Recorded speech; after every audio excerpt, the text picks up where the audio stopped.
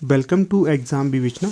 तो दोस्तों, जैसा कि आपको पता है, हम अपने चैनल पर डिस्कस कर रहे हैं हिंदी साहित्य के अत्यधिक महत्वपूर्ण प्रश्नों को। ठीक है, तो दोस्तों आज आपके समक्ष एक नई सीरीज़ लेकर मैं आया हूं। इसके अंतर्गत हम हिंदी साहित्य के 10,000 के आसपास अत्यधिक महत्वपूर्ण प्रश्नों को डिस्कस करेंगे। ठीक है, ये प्रश्न वे प्रश्न होंगे जिनकी अत्यधिक संभावना है कि ये आपकी परीक्षा में आगे आएंगे ही आएंगे, और ऐसे भी इसमें प्रश्न होंगे कि जो पहले परीक्षाओं में पूछे गए हैं। ठीक है, तो देखिएगा, ये एक तरह से आपके लिए रामबाण साबित होगा। जो भी इसके सारे के सारे पार्ट्स देखेगा, 10,000 प्रश्न कम नहीं होते दोस्तों। ये आपके लिए एक क्वेश्चन बैंक तैयार करेंगे बहुत अच्छा।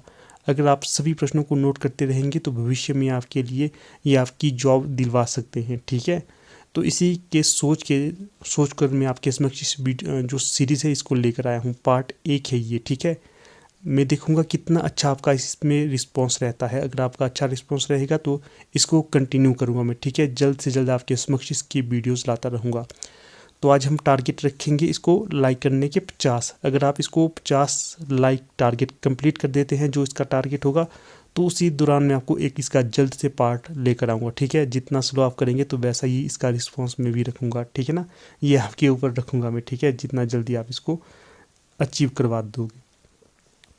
बाकी देखिएगा, आपको जैसा कि अवगत होगा ही कि हमारी टीम के द्वारा पीजीटी हिंदी के लिए कोर्स लॉन्च कर दिया गया है। ठीक है, पीजीटी हिंदी के लिए अगर अभी तक आप उसमें एनरोल नहीं हुए हैं तो जल्द से जल्द उसमें एनरोल हो जाइए। 1 जनवरी से आपके लिए इसकी क्लासेस शुरू करवा दूंगा मैं। ठीक है ना, जो शुरू की कैंडिडेट होते हैं उनके लिए इसमें छूट भी रहेगी। बाकी देखिएगा, जो इंटरेस्ट है तो अवश्य इसमें अपना पार्टिसिपेशन देना है। अगर आपको ज्वाइन करना है ये पीजीटी हिंदी का कोर्स, तो आप 8193121229 पे व्हाट्सएप करिए, आपको वहाँ पर सारी जानकारी मिल जाएगी। बाकी शुरू करते हैं आज की वीडियो को। देखिएगा, पहला प्रश्न यहाँ पर क्या पूछा गया है, रुकिएगा।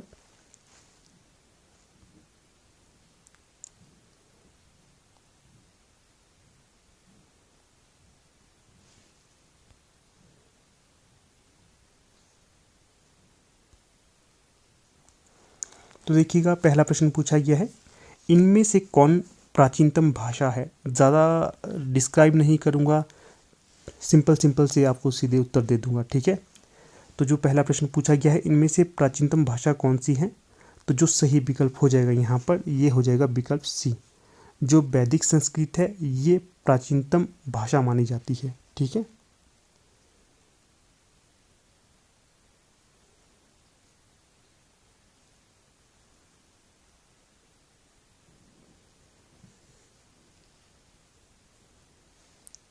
तो यहाँ पर सी सही विकल्प हो जाएगा। अगला प्रश्न पूछा गया है, ऋग्वेद में किस भाषा का प्रयोग किया गया है, तो जो ऋग्वेद है यहाँ पर आपके वैदिक संस्कृत का प्रयोग किया गया है। बी सही विकल्प हो जाएगा। अगला प्रश्न है, इनमें से कौन सी भाषा मध्य भारतीय आर्य भाषा की नहीं है, तो जो सही विकल्प हो जाएगा तो ये हो जाएगा संस्कृत। बाकी जो मध्य भारतीय आर्य भाषा की भाषाएं हो जाएंगी, अपभ्रंश होगी, पाली हो जाएगी और प्राकृत हो जाएगी।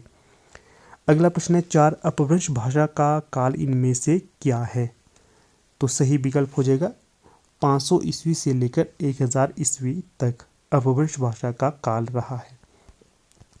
बाकी देखिएगा, जो एलटी टैट हो गया, एलटी कमीशन हो गया, या फिर पीजीटी हिंदी हो गया, इसके PYQ के नोट्स लेना चाहते हो तो आप ले सकते हो। इसके लिए भी आप इसी नंबर पर व्हाट्सएप करिए, आपके लिए उपलब्ध करवा दिए जाएंगे। ठीक है, अगला प्रश्न है, 5 हिंदी की उत्पत्ति किस अपभ्रंश से मानी जाती है, तो सही विकल्प हो जाएगा शौरसैनी से। बी सही विकल्प हो जाएगा। अगला है, इनमें से कौन सा नाम अपभ्रंश के लिए प्रयुक्त नहीं होता, तो जो डिंगल है ये आपके अपभ्रंश के लिए प्रयोग में नहीं लाया जाता है। कौन कौन से प्रयोग में लाए जाते हैं, अभट्ट लाया जाता है, अभद्र लाया जाता है, देश भाषा लाया जाता है। अगला प्रश्न है, 7 इनमें से कौन सी भाषा वियोगात्मक भाषा है, तो जो अपभ्रंश है ये आपकी वियोगात्मक भाषा होगी। अगला प्रश्न है, 8 हिंदी भाषा का प्रारंभ मोटे तौर पर कब से माना जाता है, 1000 ईस्वी से। डी सही विकल्प हो जाएगा। अगला प्रश्न क्या पूछा गया है, इसे देख लीजिए। संस्कृत में किसी शब्द के कुल कितने रूप विभक्ति और वचनों के आधार पर बनते हैं? तो जो 9वें का सही विकल्प हो जाएगा 24, ए सही विकल्प हो जाएगा। अगला प्रश्न है 10, हिंदी में किसी शब्द के मूलतः कितने रूप बनते हैं? तो ये बनते हैं 2, डी सही विकल्प हो जाएगा यहाँ। प्रश्न संख्या 11 है, संदेश राष्ट्र के रचयिता कौन है? तो जो अब्दुल रहमान होंगे ये संदेश राष्ट्र के रचयिता होंगे। तो जो आज की वीडियो है यहाँ पर हम कुल 100 प्रश्नों को देखेंगे, ठीक है। अगला प्रश्न देखिए 12, अपभ्रंश के प्रमुख कवि धनपाल की रचना कौन सी है? तो ये हो जाएगी भविष्यत कहा, ए सही विकल्प हो जाएगा। फिर अगला प्रश्न है 13, हिंदी का प्रथम कवि राहुल सांकृत्यायन किसे मानते हैं? तो ये सरहप्पा हो जाएंगे, ए सही विकल्प हो जाएगा। अगला प्रश्न है शब्दानुशासन नामक प्राचीन व्याकरण के रचयिता कौन होंगे? तो ये हेमचंद्र हो जाएंगे, बी सही विकल्प हो जाएगा। अगला है 15, पाहुण दोहा किसकी रचना है? तो ये राम सिंह की रचना हो जाएगी। अगला प्रश्न देखिए 16, इनमें से किस कवि की गणना 84 सिद्धों में होती है? तो जो सरहप्पा है इनकी गणना होती है 84 सिद्धों में। अगला प्रश्न है 17, इनमें से कौन सिद्ध नहीं है? तो जो आपके समक्ष यहाँ पर 4 विकल्प दिए गए हैं इसमें जो सही हो जाएगा तो देवसेन होंगे। जो देवसेन हैं ये सिद्धों के अंतर्गत नहीं आते हैं, बाकी लुइपा, गोरक्षपा और सरहप्पा ये सिद्धों के अंतर्गत आते हैं और जो देवसेन हैं ये जैन आचार्यों के अंतर्गत आते हैं। अगला प्रश्न है 18, इनमें से अवधी भाषा की प्राचीनतम कृति कौन सी है? तो 18 का सही विकल्प यहाँ पर चंदायन हो जाएगा। अगला प्रश्न है 19, हंस जवाहिर के रचयिता कौन होंगे? 19 का जो सही विकल्प हो जाएगा कासिम शाह। देखिए दोस्तों, अगर आपको इस वीडियो का PDF चाहिए तो आप हमारे जो पेड टेलीग्राम ग्रुप है उसे ज्वाइन करिए। वहाँ पर आपको हर एक लेक्चर का PDF सेंड किया जाता है, ठीक है। बहुत ही कम प्राइस रखा गया है उसकी मेंबरशिप प्राप्त करने के लिए। अगर आप ज्वाइन कर लेते हैं तो आपको भविष्य में सारे PDF वहाँ पर उपलब्ध हो जाएंगे, ठीक है। पहले के भी हो जाएंगे और आगामी जो भी PDF होते हैं उसके भी आपको PDF वहाँ पर मिल जाएंगे, ठीक है। बस आपको उसकी मेंबरशिप लेनी है, बहुत से मेंबर जुड़े भी हुए हैं उसके साथ। अगला प्रश्न देखिए 20, इनमें से कौन सी रचना अवधी भाषा की नहीं है? तो जो सही विकल्प हो जाएगा विनय पत्रिका ये अवधी भाषा की नहीं है। बाकी रामचरितमानस, पद्मावत और मधुमालती ये तीनों ही अवधी भाषा की रचनाएं हो जाएंगी। और जो विनय पत्रिका है ये किस भाषा की होगी? ब्रजभाषा की। अगला प्रश्न देखिए 21, इनमें से कौन सी कृति तुलसी की नहीं है? तो जो अनुराग बांसुरी है ये तुलसीदास की कृति नहीं हो जाएगी। बाकी कवितावली, गीतावली और दोहावली ये तुलसीदास जी की कृति हो जाएगी। अगला प्रश्न है नासिकेतोपाख्यान के रचयिता कौन होंगे? तो ये हो जाएंगे सदल मिश्र। अगला प्रश्न है 23, स्वामी दयानंद सरस्वती ने इनमें से किसकी स्थापना की? तो जो 23 का सही विकल्प हो जाएगा आर्य समाज की। आर्य समाज की स्थापना किसने की थी? स्वामी दयानंद सरस्वती के द्वारा। अगला प्रश्न है 24, भारत में थियोसॉफिकल सोसाइटी का प्रचारक कौन था? तो जो सही विकल्प हो जाएगा एनी बेसेंट। भारत में थियोसॉफिकल सोसाइटी का प्रचारक माना जाता है एनी बेसेंट को। अगला प्रश्न देखिएगा 25, राम प्रसाद निरंजनी की रचना इनमें से कौन सी है? तो ये हो जाएगी भाषा योग वशिष्ठ, बी सही विकल्प हो जाएगा। आगे है 26, 84 वैष्णवन की वार्ता किस भाषा में लिखी गई गद्य रचना है? गद्य रचना याद रखिएगा, तो ये लिखी गई है ब्रजभाषा में, सी सही विकल्प। आगे है 27, राजा लक्ष्मण सिंह किस हिंदी के पक्षधर थे? तो ये थे संस्कृतनिष्ठ हिंदी के पक्षधर। अगला प्रश्न देखिएगा 28, हिंदी भाषा बोलने वालों की अनुमानित संख्या कितनी है? तो 28 का जो सही विकल्प हो जाएगा तो ये हो जाएगा 60 करोड़ के आसपास। बाकी दोस्तों देखिए, अगर अभी तक आप हमारे व्हाट्सएप और टेलीग्राम ग्रुप और चैनल के साथ नहीं जुड़े हैं तो उसके साथ भी जुड़िए। फ्री के वो दोनों प्लेटफॉर्म आपके लिए उपलब्ध करवाए गए हैं। उन दोनों के लिंक आपको डिस्क्रिप्शन बॉक्स में उपलब्ध करवाए गए हैं। अगर जुड़ना चाहते हो तो जुड़ सकते हैं, ठीक है। उसके कोई चार्ज नहीं लगेंगे आपकी। अगला प्रश्न है 29, हिंदी के अंतर्गत कुल कितनी बोलियां हैं? तो ये हो जाएंगी 18, सी सही विकल्प। अगला प्रश्न है 30 इनमें से कौन पश्चिमी हिंदी की बोली नहीं है? तो 30 का सही विकल्प हो जाएगा मगही। अगला प्रश्न है 31 इनमें से अवधि किसके अंतर्गत आती है? तो जो अवधि आती है तो ये पूर्वी हिंदी के अंतर्गत आती है। अगला प्रश्न देखिएगा, इनमें से कौन सी बोली बिहारी हिंदी की नहीं है? तो जो 32 का सही विकल्प हो जाएगा मारवाड़ी। बाकी देखिए मगही, भोजपुरी और मैथिली यह बिहारी हिंदी के अंतर्गत आती है। मारवाड़ी किसके अंतर्गत आती है? राजस्थानी के। अगला प्रश्न है 33 लखनऊ बाराबंकी किस बोली के क्षेत्र में आते हैं? तो ये आते हैं अवधी के, तो सी सही विकल्प हो जाएगा। अगला प्रश्न देखिए 34 बघेली बोली का केंद्र कहाँ माना जा सकता है? तो जो 34 का सही विकल्प हो जाएगा रीवा। जो रीवा है ये बघेली बोली का केंद्र माना जाता है। फिर अगला प्रश्न देखिए 35 इनमें से ब्रजभाषा किस नगर की बोली नहीं है? तो ये इटावा की नहीं होगी। बाकी मथुरा, आगरा और हाथरस की बोली हो जाएगी ब्रजभाषा। इटावा की पूछी जाएगी तो ये कन्नौजी हो जाएगी। अगला प्रश्न देखिए 36 इंदौर उज्जैन की बोली को क्या कहा जाता है या फिर इसका क्या नाम दिया जाता है? तो जो 36 का सही विकल्प हो जाएगा मालवी। इंदौर और उज्जैन में मालवी भाषा का प्रयोग किया जाता है या बोली का प्रयोग किया जाता है। अगला प्रश्न है 37 नैनीताल के आसपास बोले जाने वाली बोली का क्या नाम है? तो ये हो जाएगी कुमाऊनी, सी सही विकल्प। अगला प्रश्न क्या पूछा गया है 38 भाषा वैज्ञानिक दृष्टि से हिंदी के अंतर्गत कितनी उपभाषाएं एवं बोलियां मानी गई हैं? तो ये मानी गई है 5 उपभाषाएं और 18 बोलियां। फिर अगला प्रश्न देखिए 39 इनमें से कौन सा कथन सत्य नहीं है? तो 39 का जो सही विकल्प हो जाएगा तो ये हो जाएगा विकल्प सी, ब्रजभाषा का केंद्र दिल्ली है, ये सत्य नहीं होगा। बाकी जो सत्य होंगे, खड़ी बोली का केंद्र मेरठ और बिजनौर में है, कन्नौजी का केंद्र फर्रुखाबाद और इटावा में है, मालवी का केंद्र इंदौर और उज्जैन में है। अगला प्रश्न देखिएगा क्या पूछा गया है इसमें, इनमें से असत्य कथन छांटिए। तो जो यहाँ पर असत्य हो जाएगा तो ये हो जाएगा आपका विद्यापति भोजपुरी के कवि हैं, तो ये भोजपुरी के नहीं मैथिली के कवि माने जाते हैं। जो सत्य हो जाएंगे उन्हें भी देख लेते हैं। छत्तीसगढ़ी बिलासपुर रायपुर दुर्ग की बोली है, बिल्कुल सही है। हरियाणवी का एक अन्य नाम बांगरू भी है, ये भी सही हो जाएगा। बुंदेली का क्षेत्र झांसी ललितपुर में है, तो ये भी सही हो जाएगा। अगला प्रश्न है 41 इनमें से कौन सा जिला ब्रजभाषा क्षेत्र में नहीं आता है? तो ये गाजियाबाद हो जाएगा। बाकी अलीगढ़, मथुरा और भरतपुर ये ब्रजभाषा क्षेत्र के अंतर्गत आता है, जिलों की बात कर लें तो। अगला प्रश्न है 42 मानक हिंदी का मूल आधार कौन सी बोली है?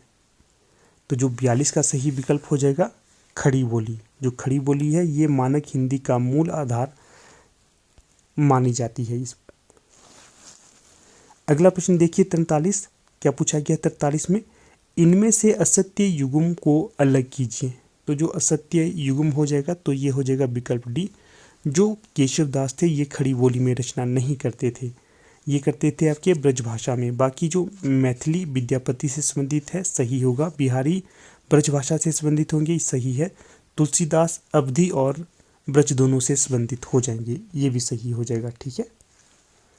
अगला प्रश्न देखिए 44 देवनागरी लिपि का विकास किस लिपि से हुआ है? तो जो देवनागरी लिपि का विकास ब्राह्मी लिपि से हुआ है, बी सही विकल्प हो जाएगा। अगला प्रश्न है देवनागरी लिपि में कुल कितने वर्ण हैं? तो जो देवनागरी लिपि है यहाँ पर 52 वर्ण माने जाते हैं, तो 45 का जो सही विकल्प हो जाएगा सी हो जाएगा। अगला प्रश्न देख लेते हैं 46 देवनागरी लिपि इनमें से किस प्रकार की लिपि है? तो जो सही विकल्प हो जाएगा तो ये हो जाएगा वर्णनात्मक लिपि हो जाएगी। ठीक है ना, देवनागरी लिपि। 47 है। पंचम वर्ण के स्थान पर अनुस्वार का प्रयोग देवनागरी लिपि में करने का सुझाव किसने दिया था? तो ये दिया गया था बाबू श्याम सुंदर दास के द्वारा। 47 का जो सही विकल्प हो जाएगा सी। अगला प्रश्न है 48। उत्तर प्रदेश सरकार ने 1947 में लिपि सुधार समिति का गठन किया था, किसकी अध्यक्षता के अंतर्गत? तो जो 48 का सही विकल्प हो जाएगा तो ये हो जाएगा आचार्य नरेंद्र देव की अध्यक्षता के अंतर्गत। अगला प्रश्न है 49। देवनागरी लिपि में अ की 12 खड़ी स्वर ध्वनियों के स्थान पर प्रयुक्त करने का सुझाव किसने दिया? तो ये दिया था काका कालेलकर के द्वारा। तो सी सही विकल्प हो जाएगा यहाँ पर। ये छोटा क्यों नहीं हो रहा है? हो गया छोटा। अगला प्रश्न देखिएगा 50। इनमें से कौन सा कथन अधिक उपयुक्त होगा? तो जो उपयुक्त हो जाएगा तो ये हो जाएगा विकल्प सी। देवनागरी का विकास ब्राह्मी लिपि की उत्तरी शाखा नागरी से माना जाता है। फिर अगला प्रश्न देखिए 51। डॉक्टर राधाकृष्णन की अध्यक्षता में लिपि सुधार समिति का गठन कब हुआ था? मोस्ट इंपॉर्टेंट प्रश्न है ये वाला। तो ये हुआ था 1953 में। 1953 में डॉक्टर राधाकृष्णन की अध्यक्षता में लिपि सुधार समिति का गठन किया गया था। अगला प्रश्न है 52। इनमें से कौन सा गुण देवनागरी में नहीं है? तो जो इसमें गुण नहीं होगा तो ये हो जाएगा विकल्प बी। शब्दों में प्रत्येक ध्वनि का लेखन या ध्वनियात्मकता, ये गुण नहीं है। बाकी जो गुण होंगे उसमें है उच्चारण और लेखन में एक रूपता, प्रत्येक वर्ण का निश्चित उच्चारण, अनुच्चारित ध्वनियों का अभाव। देखिएगा, फिर से आपको रिमाइंड करवाना चाहूँगा कि अगर आप हिमाचल प्रदेश में PGT Hindi, LT TET, LT commission की प्रिपरेशन कर रहे हैं तो आपको इनके पिछले जितने भी प्रीवियस ईयर में एग्ज़ाम हुए थे इनके सारे प्रश्नों को कलेक्ट करना है, देखना है कि किस प्रकार के प्रश्न इससे पहले पूछे गए थे। अगर अभी तक आपके पास वो प्रश्न पत्र नहीं है तो आप हमारे माध्यम से आपको उपलब्ध कराए जा रहे हैं उन्हें आप परचेज़ कर सकते हो। बहुत ही कम फीस उससे रखी गई है लेने के लिए। अगर आप लेना चाहते हो तो यहाँ पर जो व्हाट्सएप नंबर दिया गया है 8219312129, इस पर आप व्हाट्सएप करिए और इससे संबंधित जितनी भी जानकारी है उसे प्राप्त करिए और इनको साथ में रखकर आप तैयारी कर सकते हैं बहुत अच्छी, ठीक है ना। कोई भी परीक्षा हो मान रखिए उसमें आपको प्रीवियस ईयर के क्वेश्चन पेपर देखकर तैयारी करनी है, तभी आपको पता चलता है कि किस लेवल के प्रश्न पूछे जाते हैं, ठीक है। तो चलिए अगला जो प्रश्न है यहाँ पर उसे देख लेते हैं। क्या पूछा गया है यहाँ पर? मराठी जो भाषा है इसमें कौन सी लिपि को प्रयोग में लाया जाता है? मराठी भाषा की लिपि पूछी गई है। तो जो 53 का प्रश्न सही विकल्प हो जाएगा तो देवनागरी हो जाएगा, ठीक है। इस प्रश्न को भी काफ़ी ज़्यादा पूछा जाता है कि जो मराठी है इसकी कौन सी लिपि होगी? तो हिंदी के समान इसकी लिपि भी देवनागरी ही होगी। अगला प्रश्न है 54। इनमें से कौन से शब्द की वर्तनी गलत है? तो जो 54 का सही विकल्प हो जाएगा तो ये हो जाएगा के लिए, बाकी चाहिए, इसलिए, गए, ये सही वर्तनी हो जाएगी। अगला प्रश्न है 55। इनमें से अशुद्ध शब्द छांटिए। तो जो ए है 31 ये अशुद्ध हो जाएगा, बाकी 49, 17 और 6 ये सही हो जाएंगे। अगला प्रश्न है 56। सरकारी कामकाज की वह भाषा जिसे संविधान ने सरकारी कामकाज के लिए स्वीकृत किया है वह क्या कहलाती है? ये कहलाती है राजभाषा। ये भी महत्वपूर्ण प्रश्न है, ठीक है, इसको भी ध्यान रखिएगा। अगला प्रश्न है 57। किसी देश के बहुसंख्यक लोगों की भाषा कहलाती है? तो ये क्या कहलाएगी? राष्ट्रभाषा। 57 का जो सही विकल्प हो जाएगा तो ये हो जाएगा बी। अगला प्रश्न है 58। संविधान में किस धारा के अंतर्गत हिंदी को राजभाषा घोषित किया गया है? तो ये किया गया है 351(1) में।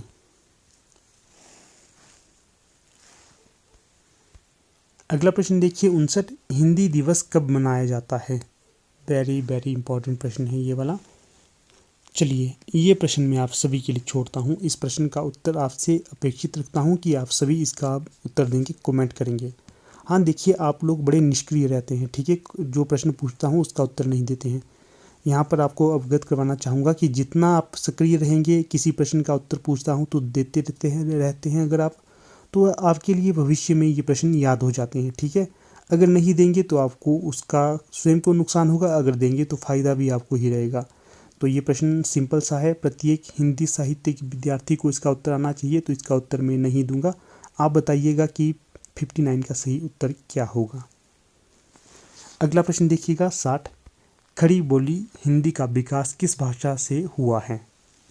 तो जो 60 का सही विकल्प हो जाएगा तो ये हो जाएगा अपभ्रंश से।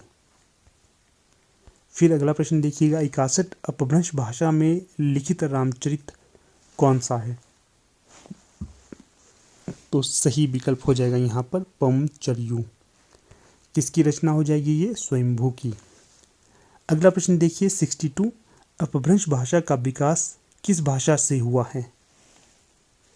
तो ये हुआ है प्राकृत से। तो सही विकल्प जो यहाँ पर हो जाएगा सी। अगला प्रश्न देखिए 63, इनमें से हिंदी का प्रथम प्रचारक कौन था? तो जो सही विकल्प हो जाएगा यहाँ पर तो ये हो जाएंगे स्वामी दयानंद सरस्वती। अगला प्रश्न देखिए 64, कौरवी का दूसरा नाम क्या है? तो ये हो जाएगा विकल्प सी, खड़ी बोली। अगला प्रश्न देखिएगा 65, ब्रजभाषा का विकास किस अपभ्रंश से हुआ है? तो जो 65 का सही विकल्प हो जाएगा शौर सैनी से। वेरी वेरी इंपॉर्टेंट प्रश्न है ये वाला भी।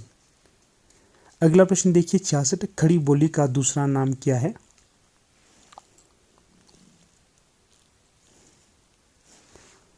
ये हो जाएगा कौरवी। ये भी इंपॉर्टेंट प्रश्न है। अगला प्रश्न क्या पूछा गया है 67, आचार्य शुक्ल ने हिंदी गद्य के प्रारंभिक 4 उन्नायकों में से इनमें से किसको स्थान नहीं दिया है? पहले भी जितनी वीडियोस बनाता था उसमें मैंने आपको इसका उत्तर बता दिया था, तो फिर से बताऊंगा। देखिए जो मुंशी इंशा अल्लाह खां है इन्हें स्थान दिया है, सदर मिश्र को भी दिया है, लल्लू लाल को भी दिया है और सदासुख लाल को भी दिया है, ठीक है। परंतु जो शिव प्रसाद सितारे हिंद है इन्हें नहीं दिया है। अगला प्रश्न देखिए 68, क्या पूछा गया है यहाँ पर, इनमें से अवधि का विकास किससे हुआ है? तो सही विकल्प यहाँ पर हो जाएगा अर्धमागधी से। अगला प्रश्न है 69, ढूंढाड़ी बोली का दूसरा नाम जो अधिक प्रचलित है तो वो कौन सा होगा? जयपुरी। अगला प्रश्न देखिएगा 70, इनमें से कौन सा कथन असत्य होगा? तो जो 70 का असत्य हो जाएगा तो ये हो जाएगा बोली का क्षेत्र भाषा से बड़ा होता है। ये असत्य होगा, क्योंकि देखिए जो भाषा का क्षेत्र बोली से बड़ा होता है, ना कि बोली का क्षेत्र भाषा से बड़ा होता है, ठीक है। जो सत्य होंगे उन्हें देख लेते हैं। बोली सीमित क्षेत्र में बोली जाती है, ये सत्य है। हिंदी साहित्य के अंतर्गत सभी बोलियों का साहित्य है, सत्य होगा। मानक हिंदी का विकास खड़ी बोली से हुआ है, तो ये भी सत्य होगा। अगला जो प्रश्न यहाँ पर पूछा गया है 70, अपभ्रंश के भाषिक एवं व्याकरणिक रूप का विवेचन किसने किया? तो 71 का सही विकल्प यहाँ पर हो जाएगा हेमचंद्र। अगला प्रश्न पूछा गया है 72, इनमें से कौन सा जोड़ा ठीक नहीं है? तो जो ठीक नहीं होगा तो ये हो जाएगा विकल्प सी। कैसे ठीक नहीं होगा ये देखिएगा, जो मुंशी सदासुख लाल है इनकी रचना नहीं होगी। रानी केतकी की कहानी, ये किसकी रचना होगी फिर? तो ये इंशा अल्लाह खां की रचना हो जाएगी। बाकी राम प्रसाद निरंजनी की रचना भाषा योग विशिष्ट है, सही होगा। सदर मिश्र की रचना नासिकेतोपाख्यान है, ये भी सही होगा। लल्लू लाल की रचना प्रेम सागर है, तो ये भी सही हो जाएगा। अगला प्रश्न है 73, दक्षिण भारत हिंदी प्रचार सभा की स्थापना किसने की थी? तो जो 73 का सही विकल्प हो जाएगा महात्मा गांधी के द्वारा। अगला है 74, इन गामन में छोरिन के पीहर ऐं, यह किस बोली का वाक्य होगा? तो ये हो जाएगा ब्रजभाषा का वाक्य।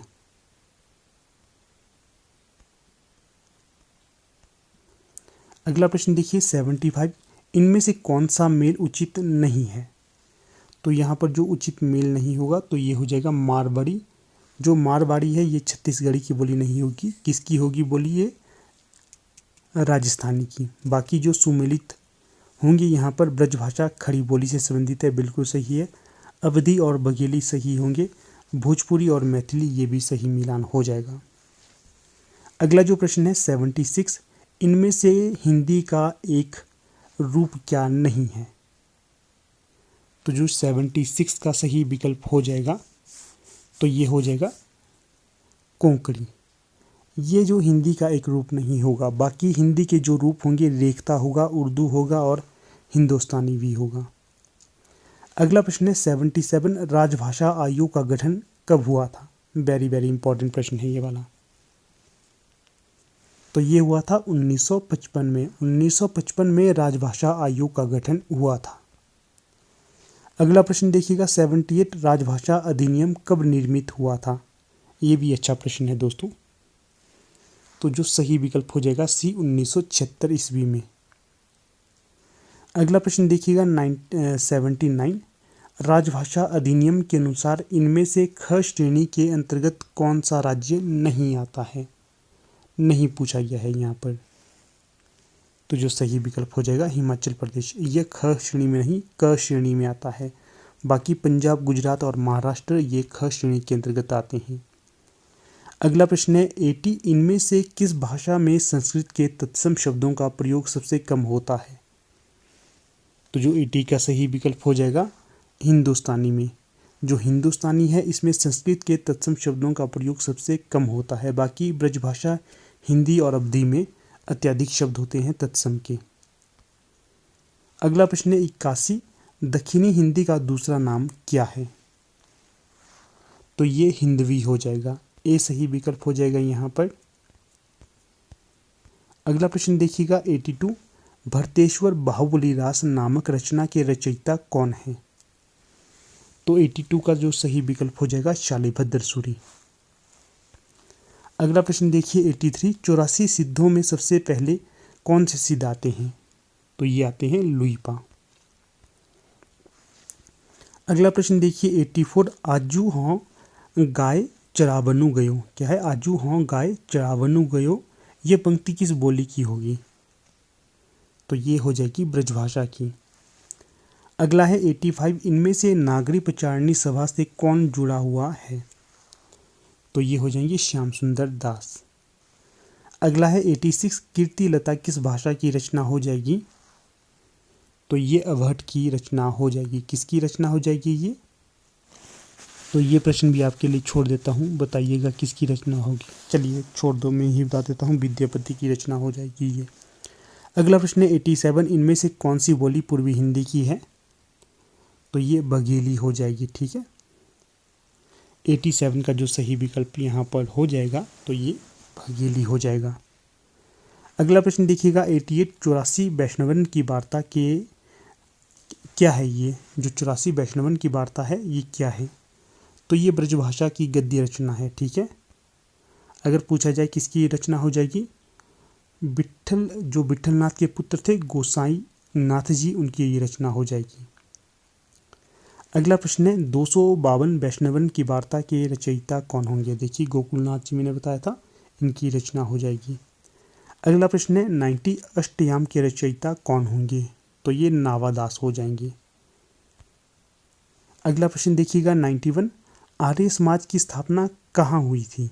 तो जो आर्य समाज थी इसकी स्थापना कहाँ पर हुई थी, बम्बई में हुई थी। तो दोस्तों अगले प्रश्न में बढ़ने से पहले आपको फिर से बता देता हूँ, हमारी टीम के द्वारा पीजीटी हिंदी के लिए कोर्स लॉन्च कर दिए गए हैं। अगर आप इंटरेस्टेड हो तो जल्द से जल्द इसमें एनरोल कर लीजिएगा। ठीक है, जल्द ही हम आपकी इसके समक्ष वीडियो भी लाएंगे। ठीक है, इस कोर्स के लिए। तो आपको एक बार इसका पैम्पलेट भी दिखा देता हूँ मैं।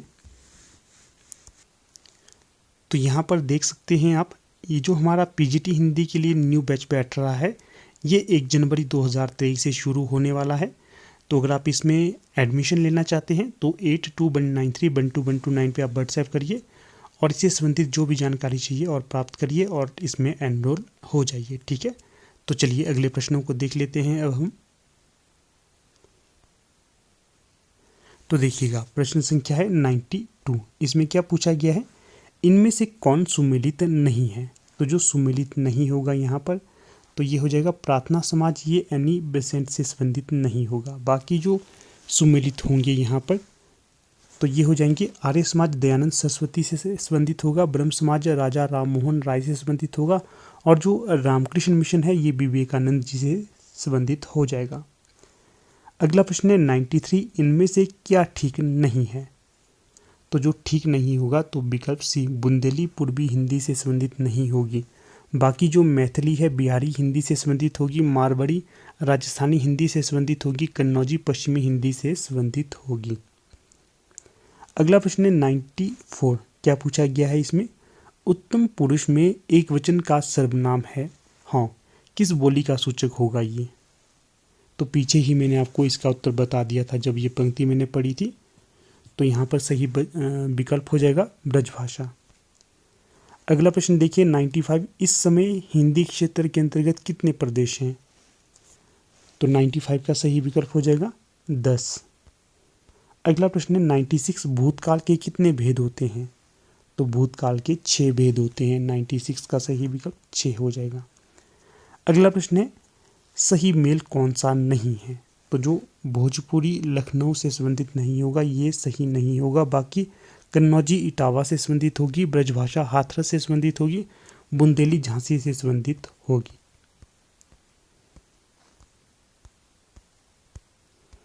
अगला प्रश्न देखिएगा 98, रामायण किस भाषा में रचित है? तो ये संस्कृत में रचित होगा। सी सही, डी सही विकल्प हो जाएगा। अगला प्रश्न है 99, पाली किस धर्म की भाषा है? तो ये बौद्ध धर्म की भाषा हो जाएगी। बी सही विकल्प हो जाएगा। अगला प्रश्न देखिएगा 100, अपभ्रंश काल में बोलचाल की भाषा का नाम क्या था? तो ये था देश भाषा। तो देखिए दोस्तों, इस प्रकार से यहाँ पर हमने कुल 100 प्रश्नों को डिस्कस किया। ठीक है।